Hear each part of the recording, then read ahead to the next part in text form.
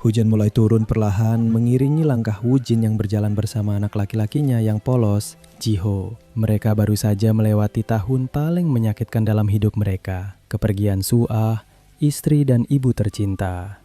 Namun sebelum Suah meninggal, ia meninggalkan satu kalimat kepada anaknya. Saat musim hujan pertama datang, aku akan kembali. Jiho yang masih terlalu kecil untuk memahami kematian, mempercayai janji itu sepenuh hati. Setiap hari ia menghitung hari menuju musim hujan, berharap ibunya benar-benar kembali.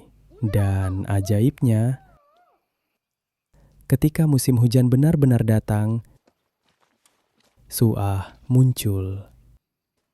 Hidup, bernapas. Tapi ia tidak mengingat siapapun, bahkan tidak mengingat suaminya atau putranya. Suah yang ditemukan di dalam terowongan tua itu seperti orang kebingungan.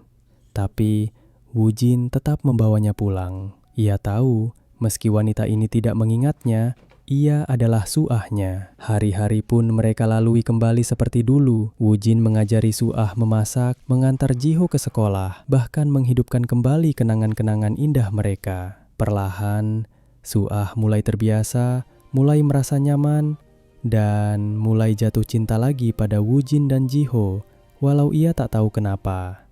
Dan Jiho, ia kembali ceria.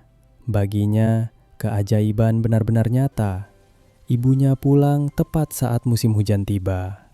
Namun, musim hujan tidak abadi. Dan Suah tahu, dirinya pun tidak akan lama berada di dunia ini. Ia mulai merasakan tubuhnya melemah. Saat itu, Suah menemukan sebuah buku harian tua yang ternyata ditulis oleh dirinya sendiri, yang dulu sebelum meninggal. Dari sanalah ia tahu seluruh kisah cinta mereka dan fakta pahit yang selama ini disembunyikan. Ternyata, dulu saat SMA, Wujil adalah seorang siswa pendiam yang menyimpan rasa cinta diam-diam pada Suah. Tanpa sepengetahuan Wujin, Suah juga menyimpan rasa yang sama. Namun karena Wujin memiliki masalah neurologis yang menyebabkan kejang-kejang, ia merasa tidak pantas mencintai siapapun. Ia selalu menjaga jarak. Tapi Suah tahu dan mengerti segalanya. Ia bahkan dengan penuh cinta dan keberanian mendekatinya duluan, menuliskan surat-surat rahasia, dan perlahan membangun cinta mereka. Dan saat mereka menikah dan memiliki Jiho, Suah tahu bahwa hidup mereka tidak akan panjang. Ia sakit.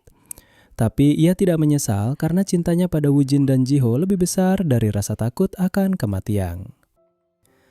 Saat musim hujan berakhir, Suah harus pergi.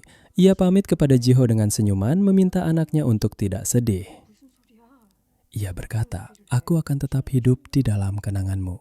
Wujin menangis. Tapi kali ini ia tidak menahan tangis itu. Ia tahu keajaiban yang pernah hadir dalam hidupnya tidak akan datang dua kali. Namun hidup terus berjalan. Setahun kemudian, Wujin dan Jiho menjalani hari-hari mereka dengan lebih kuat. Mereka mengunjungi tempat-tempat kenangan, membaca kembali buku harian Suah, dan mengingat momen-momen kecil yang dulu sering mereka abaikan. Suah memang telah pergi, tapi cintanya tidak pernah mati.